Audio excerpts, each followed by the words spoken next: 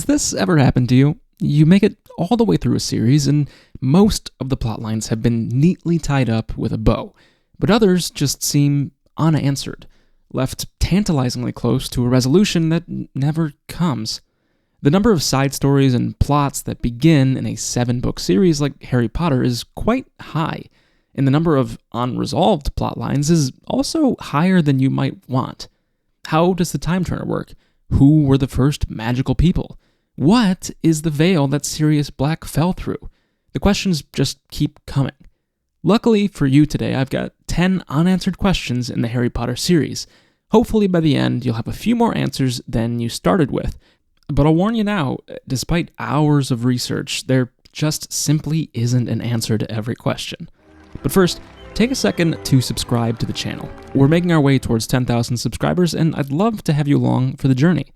For everyone that's already subscribed, thanks for all the support. We've got loads of content ahead, so let's dive into the top 10 unanswered questions in Harry Potter. Let's start things off with question 1. How are Horcruxes made? Normally, I'd save something like this for deeper down in the list, but today, let's kick things off with a bang. Horcruxes are central to the battle of good and evil in Harry Potter. Though we don't really understand them until near the end of the series, they've been just beneath the surface the entire time. There are hints here and there in the series. Some think the earliest reference to Horcruxes are made by Hagrid near the beginning of the first book. He's talking about Voldemort, and he mentions that he dunno if he has enough human left in him to die. Others think Dumbledore first gives it away in Chamber of Secrets, while Harry is recounting his battle with Tom Riddle. Dumbledore realizes in that moment that the diary must have been a Horcrux, as it's the only thing strong enough to bring Tom Riddle back in that form. I'm thinking I'm going to have to do an entire video on moments of foreshadowing in the future. That'll be a pretty good one. But let's jump back to the topic at hand. We know Horcruxes are important, but how exactly are they made? What's the background on their usage? Where do they come from? You might be surprised to learn that as far as the history books are concerned, only 2 wizards have ever created Horcruxes, and only Voldemort has made more than one. The first wizard to create a Horcrux was known as Herpo the Foul, a wizard that lived in ancient Greece, but not much is known about the circumstances of his Horcrux. Fun fact, or I don't know if it's fun, Herpo the Foul is also credited with successfully breeding the first basilisk. It's strongly suspected that along with a host of other dark spells and curses invented by Herpo, he also devised the process by which a Horcrux is created. But yet again, we're left asking what exactly that process is. J.K. Rowling calls it a series of things in an interview. I see it as a series of things you would have to do. So you'd have to perform a spell, but you would also, I don't even know if I want to say it out loud. I know that sounds funny, but I did really think it through. There are 2 things that I think are too horrible, actually, to go into detail about. One of them is how Pettigrew brought Voldemort back into a rudimentary body, because I told my editor what I thought happened there, and she looked as though she was going to vomit. And then the other thing is how you make a Horcrux. But when we look at Herpo the Foul's story, there's not any indication of what he did, past committing murder with the intention of splitting his soul. In fact, the only source of information on Horcrux creation is a single book called Secrets of the Darkest Art, which, of course, we didn't get to read. We have Hermione's reaction to the book, which she brought along while hunting for Voldemort's other Horcruxes. This is the one that gives explicit instructions on how to make a Horcrux, Secrets of the Darkest Art. It's a horrible book, really awful, full of evil magic. We also know that the author of the book is not Herpo the Foul, meaning that even though the only recorded creators of Horcruxes are Herpo and Voldy, there are other dark wizards that knew about them and allegedly how to create one. All in all, there really is never an answer to this one. How much more a person has to do besides murder with the intention of creating a Horcrux is not clear. It must be something. Otherwise, every time Voldemort murdered someone, he would have split his soul, and that would have been a lot of soul splitting. It's also clear that it must be either A process so depraved that no one, not even other dark wizards like Death Eaters, would try it, or B, a process so difficult that only a select few could carry out the requirements. Or maybe it's some sort of mix of both of those things. Why does Harry's scar hurt? The pain that Harry feels from his scar is one of the most recognizable emotions that I can remember from reading the books. Not only did reading this as a younger kid immediately put just a touch of fear in me, but it also signified that something important was about to happen. Harry was about to have a close call with Voldemort, and so I had better pay close attention while reading. But thinking back, I had always assumed that the pain caused by the scar was somehow caused purposefully by Voldemort, that he was somehow taking pleasure in hurting Harry and was using some dark magic to inflict pain on him. In fact, I thought it was this way all the way up until researching for this video when I ran across this quote from Rowling.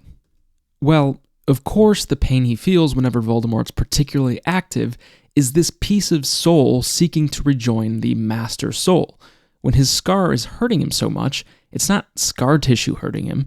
That's the piece of the soul really wanting to get back out the way that it entered. It really wants to. It entered the boy's body through a wound, and it wants to rejoin the Master. So when Voldemort's near him, when he's particularly active, this connection, it was always there. That's what I always imagined this pain was. So I'm not sure if I'm the only one that's having this revelation hit them as an adult, but it is interesting to think about nonetheless. Harry has the unique distinction of being the only human being that has been transformed into a Horcrux. There's, of course, Nagini, but I'm not really sure where she falls on the human-to-snake scale, at least in terms of feeling pain.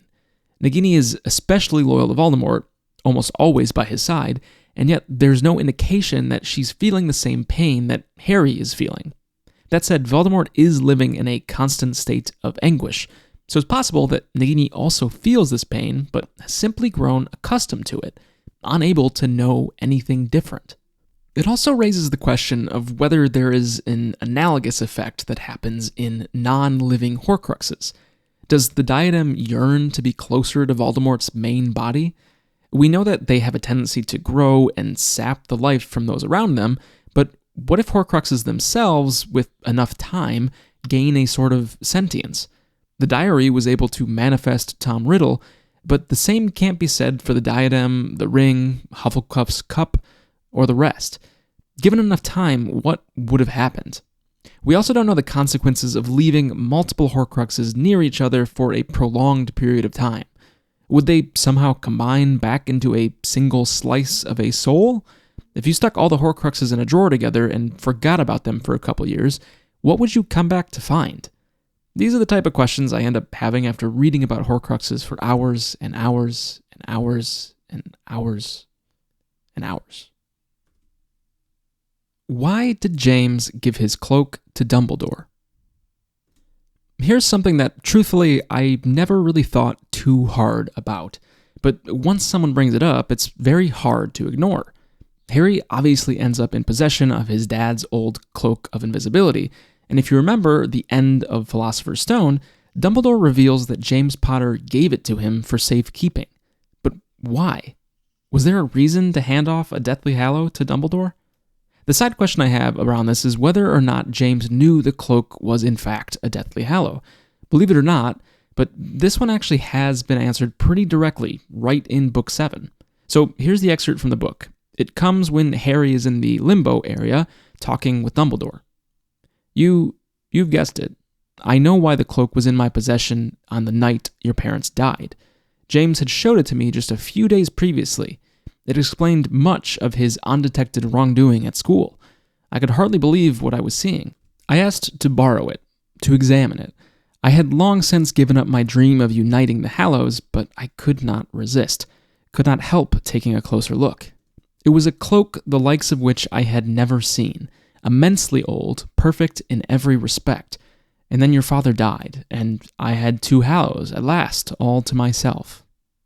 It's a bit of a mystery early on, but very clearly Dumbledore had it only to confirm that it was, in fact, a Deathly Hallow. Now, that's not what I wanted to talk about here, but if you learned something for the first time, I'm glad I could help. No, instead, I wanted to take a look back at J.K. Rowling's original response to this question, or lack thereof, because this comes from the NAQ section of her original site, which means never asked question, as opposed to an FAQ. What I find interesting here is that I don't know exactly when this update was posted, but I have to assume it was before Deathly Hallows was published. Prior to posting this, I had a quick look online and realized that some fans had been speculating about this question. However, no one had ever asked me about it, and they really should have.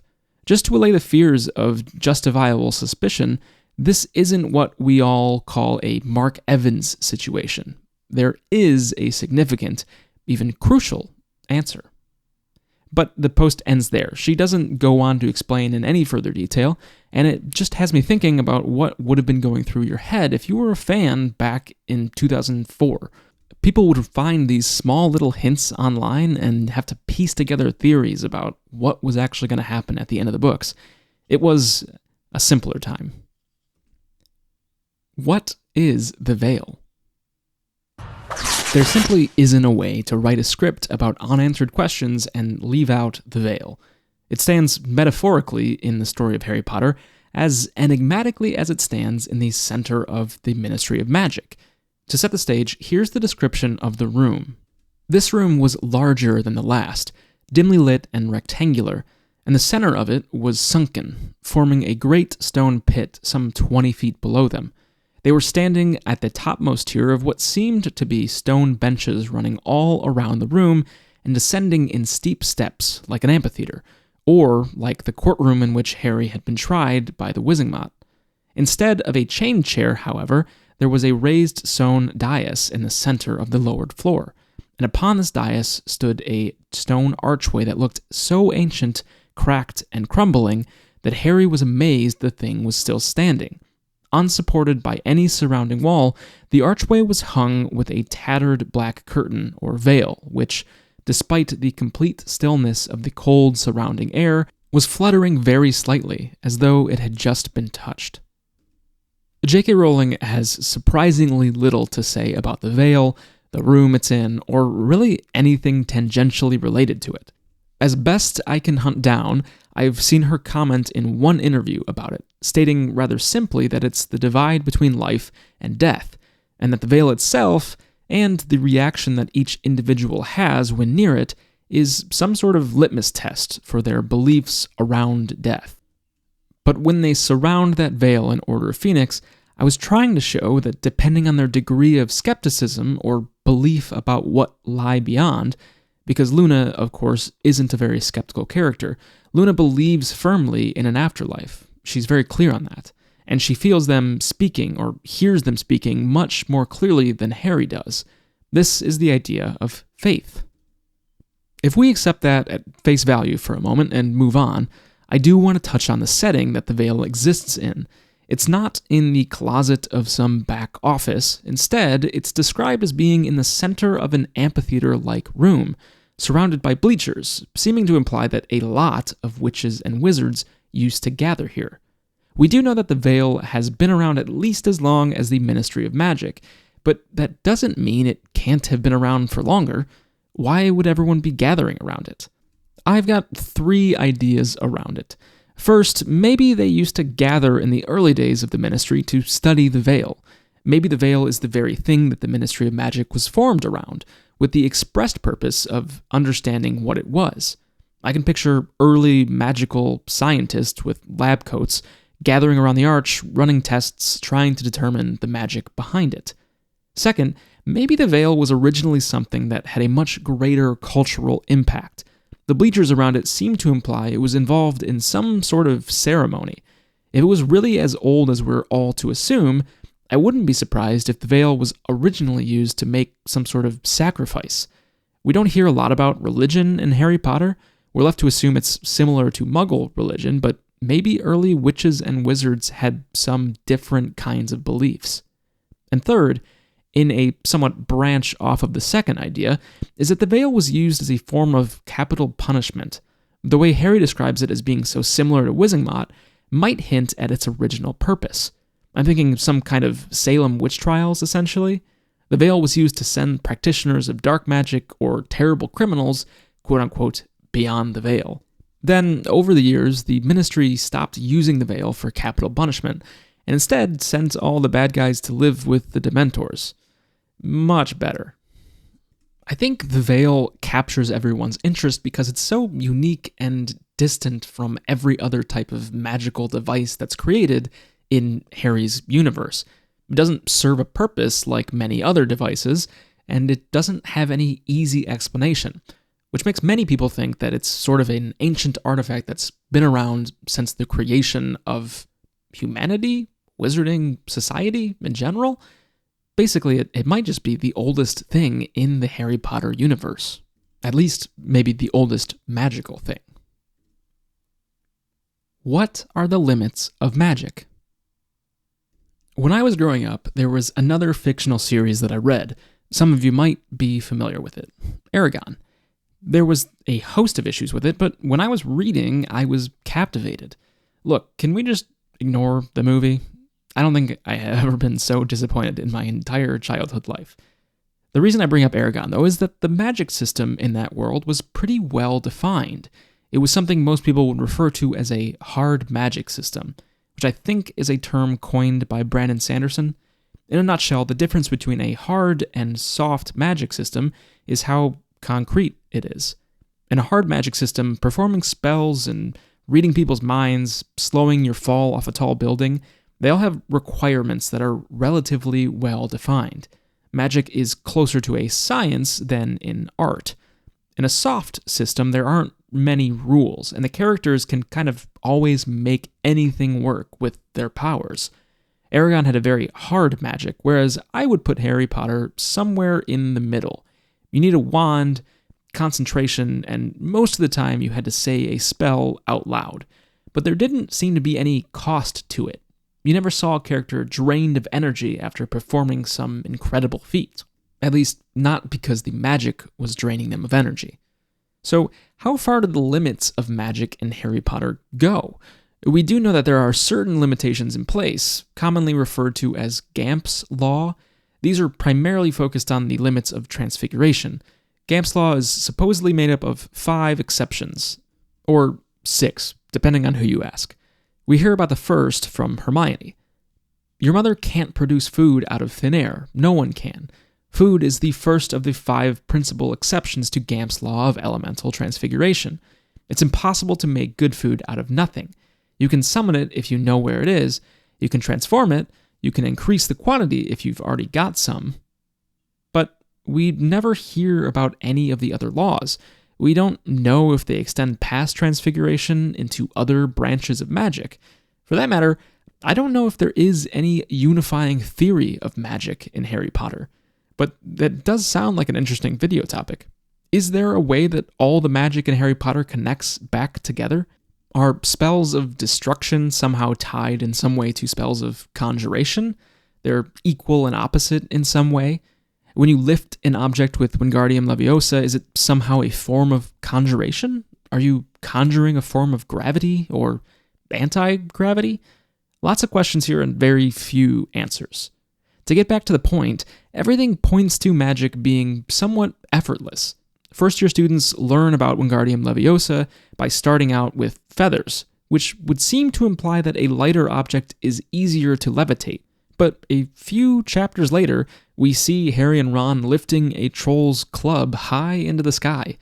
If that club is roughly the size of a human, and it's made of wood, and you can believe whatever this online tree weight calculator says, that club probably weighs 1,000 pounds, which is pretty believable to me. So, how is it that Ron goes from struggling to lift a feather Wingardium Leviosa. Stop. to lifting a 1,000-pound club with very little practice in between? The only logical explanation I can come to is the weight of the object doesn't really matter. Feathers are an easy demonstration tool, and they reduce the damage caused by a student losing concentration and dropping that feather, but there isn't really any difference between lifting a feather and lifting a giant club. So far as I can tell, the only limitation to any magic in the Harry Potter universe, of course stripping out the other exceptions of Gamp's Law that we don't know about, is how hard someone can concentrate. We see other examples of this in Goblet of Fire when Harry summons his broom from quite a ways away. Accio Firebolt! It takes a minute for Firebolt to make it to him, but there doesn't seem to be a limit past the witch or wizard's ability to clearly picture the object in their mind. So, what are your thoughts? Half of me thinks this world has no limits, and that Dumbledore could lift the entire Ministry of Magic building if he wanted to, but the other half of me wonders if there's an element of Aragon tucked in here, that the witch or wizard in question would have to intimately know the object that they're moving in order to do so. It's pretty easy to picture all the details of a small feather or a simple object like a club, but picturing an entire building, for example, would be quite difficult. All the curves and shingles, a broken pane of glass here or there, the furniture inside, maybe that's the crux of the argument. There truly is no limit except for what a human mind is able to comprehend and focus on. And all that makes me think is that there must be an insane market for ADHD medication at Hogwarts. Why does the Time Turner induce insanity? Here we get to possibly one of the elements in the series that J.K. Rowling most regrets, the Time Turner, and really the notion of time travel in general. I can understand her predicament. On one hand, how do you not introduce time travel into a series like Harry Potter, especially in the early books that seem to be a little less carefully scripted? But on the other hand, the second you introduce a time travel mechanic into your world, it becomes the single most plot hole generating component in your entire universe. And J.K. Rowling understands as much. Here she is talking about both the introduction of the Time Turner and subsequent removal of it from the universe. I went far too lightheartedly into the subject of time travel in Harry Potter and the Prisoner of Azkaban. While I do not regret it, Prisoner of Azkaban is one of my favorite books in the series, it opened a vast number of problems for me, because, after all, if wizards could go back and undo problems, where were my future plots?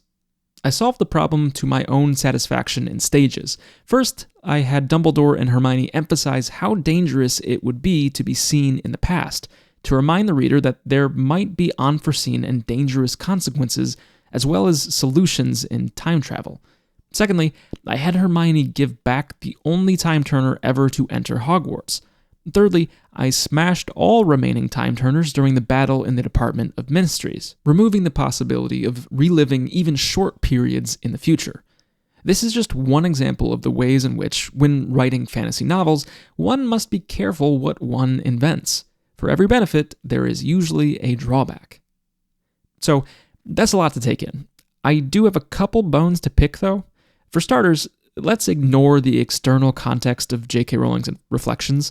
The Time Turner is introduced in Book 3, but you have to make the assumption that they've been around for much longer, as it isn't a tool that Dumbledore invents for Hermione, he just gives it to her. So we're to believe that this magical tool that has presumably existed in the world for hundreds of years is introduced to us in Book 3, and then coincidentally, all of them are destroyed just 2 years later? Admittedly, Time Turners must be exceptionally rare objects, but to accept the Ministry of Magic managed to round up each and every Time Turner is a bit hard to believe. I have to imagine that if you were told to turn over your Time Turner, that's a tongue twister, any witch or wizard that happens to have had one of these powerful artifacts is not going to be very likely to turn it over to the magical government. But we'll move on from that topic. The part that is truly not explained is why seeing yourself while using the Time Turner would induce madness. Here's the conversation between Harry and Hermione discussing being driven mad. Harry, what do you think you would do if you saw yourself bursting into Hagrid's house? Said Hermione. I'd think I'd gone mad, said Harry. Or I'd think there was some dark magic going on. Exactly. You wouldn't understand. You might even attack yourself. Don't you see? Professor McGonagall told me what awful things have happened when wizards have meddled with time. Loads of them ended up killing their past or future selves by mistake. I have two hypotheses, two ways that this madness could be interpreted. First is the way that most people tend to think of it, that this madness is somehow a fundamental mental issue. You are actually being driven mad, to the point where it might be considered some sort of mental disorder. And while I think this is the common interpretation, I'm not sure that it's most accurate. I think people are reading what Harry said, that he would go mad, and applying it to everyone as if Harry knows what the actual results of seeing yourself are, when in reality, Hermione is just asking him a question, and that's what he responds with, as a figure of speech, which I would suggest as an alternate interpretation, that this madness that Harry speaks of is not so much a clinical form of madness, but rather a figure of speech. Seeing your past self does not drive you mad so much as it creates the possibility for mistakes, such as attacking your future self. It does raise another question, though. It would seem to me that there would be controlled ways to see yourself in the past. In the example from the book above, Harry's past self doesn't know about the time turner, so seeing himself would be quite jarring. But what about Hermione? She already knows about the time turner and has been using it all year long. I would even wager a guess that she's actually seen herself from a distance while using the time turner and going from class to class. If you knew about the existence of time turners and you also knew that you were using one, I can't imagine the stakes are quite as high. If I walked into a hidden spot in a back room by myself and consciously made the decision to return to that room as my future self, I don't think that would induce the madness that Harry and Hermione are talking about. I would go as far as to say I can imagine a witch or wizard doubling themselves, essentially creating a clone to help them work on projects in the seclusion of their own home. This might, over time, actually induce some kind of madness. Imagine working constantly with your future self. You're bound to create some paradoxes, but I don't think it would be instantaneous. At least not as instantaneous as the book seems to imply. Honestly, I would have my future self bring my past self food all the time. Let us know in the comments what your most mundane use of a time turner would be. What was Dumbledore's silver instrument? In Order of the Phoenix, Harry witnesses the attack of Arthur Weasley through the eyes of Nagini, something that is both shocking to Harry and yet seems to be mainly an interesting fact to Dumbledore. As he hears about this, Dumbledore shoos a few magical portraits of previous headmasters to go inquire with other wizarding institutions, and then takes down a delicate silver instrument to fiddle with. The instrument tinkled into life at once with rhythmic clinking noises. Tiny puffs of pale green smoke issued from the minuscule silver tube at the top. Dumbledore watched the smoke closely, his brow furrowed, and after a few seconds, the tiny puffs became a steady stream of smoke that thickened and coiled in the air. A serpent's head grew out of the end of it, opening its mouth wide. Harry wondered whether the instrument was confirming his story. He looked eagerly at Dumbledore for a sign that he was right, but Dumbledore did not look up. Naturally, murmured Dumbledore, apparently to himself, still observing the stream of smoke without the slightest sign of surprise. But in essence, divided? What is happening here? What is this machine? What does it do? How does it help Dumbledore? Why don't we ever see it again? It's such a weird component of the story to me. It never comes up again, despite seeming to be a very useful instrument for Dumbledore, and it's never fully explained. After the fact, we are left to realize that it has to do with Dumbledore thinking through Voldemort and his Horcruxes, but how does it do that, and why does Dumbledore need it in the first place? It's rather confusing. Here's what J.K. Rowling has to say about it. It's in Dumbledore's office, and he performs this strange piece of magic in which he watches images, the snake dividing. That's the way he sees Voldemort's soul dividing, so he's playing through his own theory about what's happened, and his theory is, of course, correct, that Voldemort, as summed up by the snake, divided. So Harry never understood what the two-headed snake was all about, but that's what it was. In essence, divided, the essence being the soul.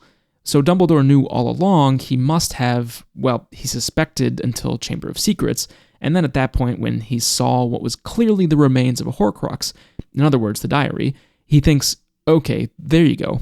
And not only has he definitely done it, but he's got to have more than one because he's treated this one very casually. So this device, for some reason, is what allows Dumbledore to test his theory about Voldemort. But how it does that doesn't really make all that much sense to me. It would seem to imply that this device somehow knows the truth, and that by presenting a theory to the instrument, you can immediately tell if it's valid or not. If this is the case, it seems like an incredibly powerful device that I don't know why he wouldn't just decipher any of Voldemort's other plans with it. Given enough time, it seems like you could just sit there and run through theories until you got it right. This is a teeny tiny part of the book, but it leaves me questioning why J.K. Rowling would include it in the first place. It reads as though she just wanted to add something magical without any purpose, just for the sake of being magical. But there is one other quote that I thought might help explain everything. She says, "Dumbledore is thinking aloud here, edging towards the truth with the help of the pensieve." She refers to the instrument as a pensieve. Now, normally we think of the pensieve as that bowl of memory soup. Dumbledore and Harry dive into it on occasion to relive collected memories from the past in order to decipher them for clues. But what if the pensieve? I don't really know if you're supposed to pronounce it pensive or pensieve. I don't know. Let me know. Pensive makes more sense to me, but whatever. Anyways, what if the pensieve is more than just a memory bowl? What if instead that bowl is part of a larger system of tools that are collectively part of the pensieve? And maybe what this little device does is it's able to stack multiple memories on top of each other and compare them for congruent thoughts. In other words, maybe one day Dumbledore has part of his idea thought out, but doesn't have the whole picture. And then another day later, he figures out a different section, and he adds all of these memories together over time in this little instrument, and slowly he's able to build a functional theory. It's still a theory at the end of the day, but at least it's a complete one. The device is essentially the wizarding equivalent of a corkboard with pictures of bad guys and a red string tied up all over the place.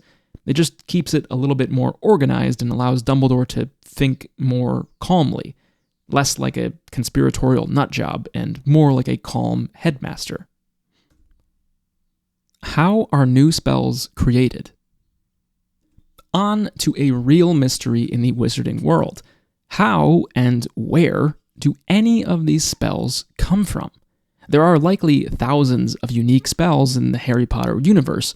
We basically only see a handful, half of which are Harry yelling at someone, but I'm sure there exist many, many more. Think of all the specialized spells out there that must exist. In the same way that we've developed technology to do certain things, I'm sure certain spells have been developed to do very specific things. There are, of course, some catch-all generic spells, your Wingardium Leviosas, your Alohamoras, but certainly there must have been more specific spells that would lift other type of objects, or more complex Alohomora spells that would unlock trickier doors. You get the point. But somewhere along the way, a witch or wizard would have had to create those spells. And I have to imagine it's a little more difficult than Google translating a phrase into Latin. We also know that the process is potentially dangerous. Luna Lovegood's mother, for example, died while developing a spell. We don't know what the spell was, but we do know that it scarred Luna pretty terribly. I'm basically picturing something like Full Metal Alchemist happening, but we don't know if this is because the spell was especially tricky or if the effect was especially grandiose. There's no indication that it matters when it came to the adverse effects of spell creation. I do wonder if maybe the effect of a poorly developed spell is somehow related to the intended effect. In other words, if you, the witch or wizard, was working on creating Wingardium Leviosa and things went horribly wrong, maybe you would just fly up uncontrollably into the air, lifted away into outer space, never to be seen again. There are quite a few spells that have been attributed to different creators. A cushion spell for brooms, a severing spell that was invented by a seamstress, and then, of course, we get to a very popular one, Sectum Sempra, invented by our very own Severus Snape. Here's Harry using the spell on Draco. Blood spurted from Malfoy's face and chest as though he had been slashed with an invisible sword.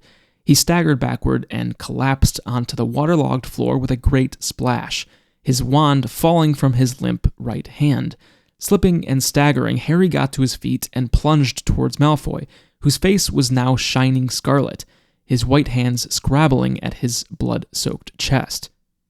Followed chapters later by Harry attempting to use the spell on Snape himself. "You dare use my own spells against me, Potter. It was I who invented them. I, the Half-Blood Prince, and you'd turn my inventions on me like your filthy father, would you? I don't think so." So, obviously we know that Snape invented this spell while he was still in school, which, honestly, all the more reason to believe Snape was an incredibly powerful wizard.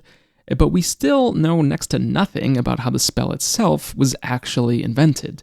We know there are at least two components: the incantation, that is, the words that they have to say, and the wand movement. But other than that, we aren't left with many clues.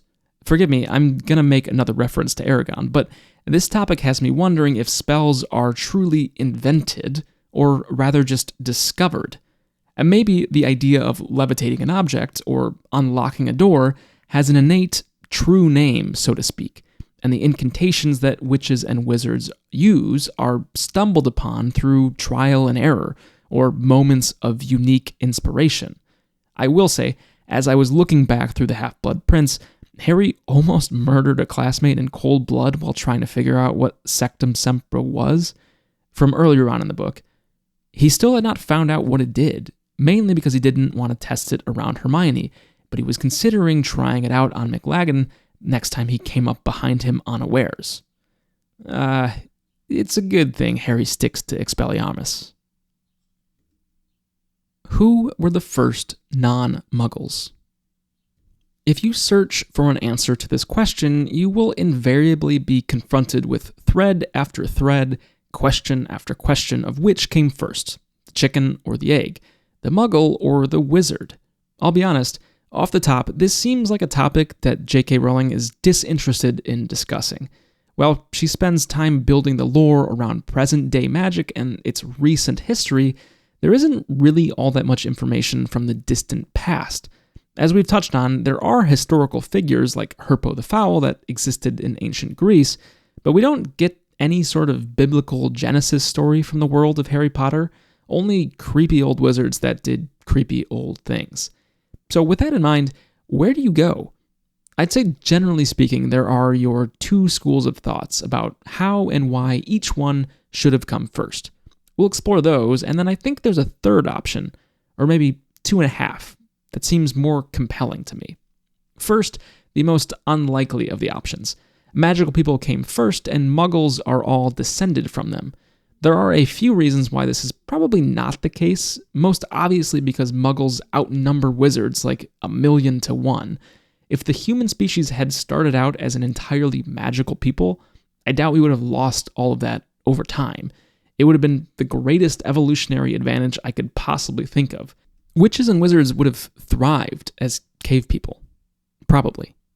Secondly, we have the theory that Muggles came first and all witches and wizards that followed were the result of a genetic mutation. If magic really comes down to genes, this makes the most sense. Two people with a magical gene mutation pair up, have a child, they're more likely to have that mutation, and the cycle continues. It also explains the existence of squibs and magic children born to two Muggles. As the genetic mutation would be passed down, there would have been instances of a wizard with a Muggle parent and a witch with a Muggle parent coupling up and producing a baby that had no magical abilities, a squib. Likewise, it would have been entirely possible for Muggles with seemingly no connection to the wizarding world to have a magical child out of nowhere, like Hermione. This is all well and good, but I do want to explore a third, more magical option. The Harry Potter universe makes it very clear that magic, or rather whatever makes magic, pure magic, is somehow alive. Alive in the sense that it seems to exist outside of the witch or wizard casting the spell. It's not quite a pure source of energy like electricity, but it isn't an animal either, at least not one that we can see. So that leaves us with a third option. No one is born as a wizard, and magic is not a genetic mutation, but rather some sort of magical change to the body. Magic existed at the beginning of time and was some force of nature, and it had existed for quite a while before the time any humans were around. Then, over time, millennia maybe, some brave humans began to get curious and experiment with magic. Those that did so began to develop some sort of connection to the power that altered their bodies, similar to a genetic mutation, but not one caused by random chromosomes, but by a living alien power force that latched on to humanity. It's not really genetics making a decision about which humans have magical powers, but the magical force itself making the decision with each baby born. And we might never really have an answer to this, seeing as J.K. Rowling claims that no one knows where magic comes from in the first place. But I think I better move on before this turns into a Star Wars video. Why can't you block unforgivable curses? Before we get to the unforgivable curses, let's talk briefly about the concept of stopping or blocking spells and some of the intricacies. From what I can gather, not including the exceptions related to the unforgivable curses, there are 3 broad scenarios. First, an active duel where a witch or wizard needs to physically block a spell being shot towards them. Second, a witch or wizard needs to stop the active or ongoing effect of a spell or hex. And third, the sort of exception to these two, is the need to stop or reverse a spell or hex with a specific counterspell or hex. First, a scenario that we'll reference a couple times from Goblet of Fire. Harry is practicing various spells in preparation of one of the trials. He's still having trouble with the shield charm, though. This was supposed to cast a temporary invisible wall around himself that deflected minor curses. Hermione managed to shatter it with a well-placed Jelly Legs jinx, and Harry wobbled around the room for 10 minutes afterwards before she had to look up the counter jinx. So, first, the most common thing we see, an active duel between 2 opponents. Spells flying left and right, being deflected and dodged. How do they do that? The most obvious answer, and the one that seems to be true for 99% of cases, is the use of a general shield charm, often shown as the charm Protego. There's some variations here, but for the most part, this is the spell that's used. There are obviously some need for either the correct timing, concentration, or both in order for it to be effective, as Hermione is able to cast that Jelly Legs jinx that shatters Harry's shield charm.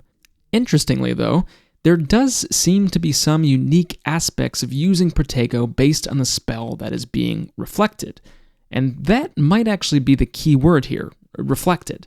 We see this in Order of the Phoenix when Snape is teaching Harry how to protect his mind from Voldemort. Harry uses Protego, and instead of simply blocking Snape's attempt, he ends up seeing into Snape's memories. We'll circle back when we get to the unforgivable curses, but on to the second scenario, ending the effects of an active curse. In this case, the general catch-all counterspell is Finite Incantatem, literally finish your incantations in English. It's a general spell that can be used to stop the effects of something. So, for example, in Order of the Phoenix, Neville has been hit by the Dancing Feet jinx and needs Lupin to end its effects. "Here," said Lupin quietly, and pointing his wand at Neville's legs, he said Finite. The spell was lifted. Neville's legs fell back onto the floor and remained still. But there were also instances where this might not work.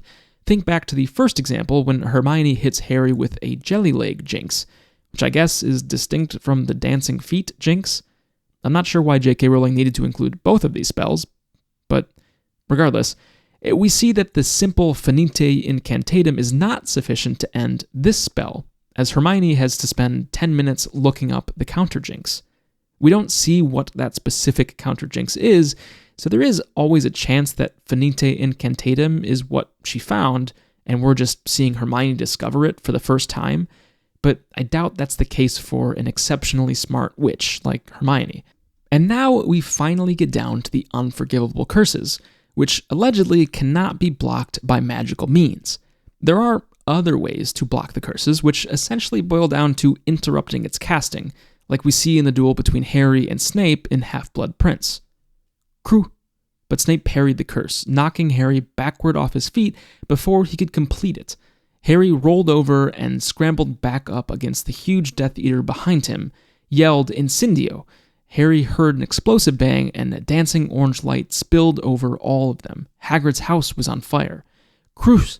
Yelled Harry for the second time, aiming for the figure ahead, illuminated in dancing firelight. But Snape blocked the spell again. Harry could see him sneering. No unforgivable curses from you, Potter, he shouted over the rushing of the flames, Hagrid's yells, and the wild yelping of the trapped Fang. You haven't got the nerve or the ability. Snape isn't actually blocking the Cruciatus curse, he's just knocking Harry over before he can cast it. There isn't much we hear about the Imperius, but I would assume it's similar. And then finally we get to the mother of all unforgivables, Avada Kedavra. Here we see the example of blocking the curse with a physical object, in Order of the Phoenix. I have nothing more to say to you, Potter, he said quietly. You have irked me too often for too long. Avada Kedavra. Harry had not even opened his mouth to resist. His mind was blank, his wand pointing uselessly at the floor. But the headless golden statue of the wizard in the fountain had sprung alive, leaping from its plinth to land with a crash on the floor between Harry and Voldemort. The spell merely glanced off its chest as the statue flung its arms to protect Harry. What? Cried Voldemort, staring around, and then he breathed. Dumbledore. We have all these caveats, but we finally arrive at the question of why can't these spells be blocked? To me, I think the key to this question lies in the line from Snape when he yells at Harry that he doesn't have the nerve or ability. I wonder if blocking a spell has something to do with understanding or being able to perform the spell that you're blocking. Maybe for most general spells, you would either know how it works, or it's simple enough that by the time you're an adult dueling someone, it's assumed that you would know how it works.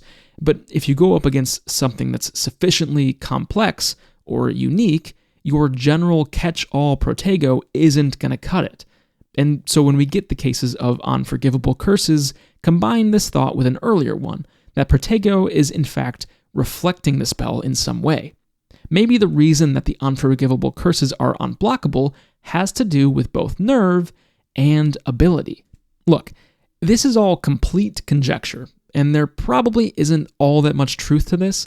The unforgivable spells might be unique just because J.K. Rowling wanted them to be unique, but maybe it's not entirely true that they're unblockable. Maybe it just takes an incredibly rare and unique ability to both understand the spell and then also block or reflect it. Dumbledore might understand Avada Kedavra, but maybe in order to block it, he also has to have the true desire to cast it against his opponent, and I'm not totally certain he wants to do that to Voldemort. Similarly, Snape might understand how the Cruciatus Curse works, but he doesn't truly want to torture Harry. He is still protecting him, after all. All in all, there still isn't a great explanation to why the unforgivable curses are unblockable, but that's the most logical reason I can come up with. Let me know your thoughts and theories in the comments. But with that, we've reached the end of the list. Are there any huge questions that you're still left scratching your head about? There are certainly a few that I took out that I might have to make another video about, like how did the Weasley twins open the Marauders map in the first place? How do magical portraits work, and do they have limits? I don't want to get started or we'll be here all day. So let me know what you think below, and I'll try to include them in a future video. Be sure to check out all the other videos on the channel. There's bound to be some stuff you're interested in, and if you've made it this far, subscribe to the channel. Alright, that's all from me. Thanks again for watching, and I'll see you next time.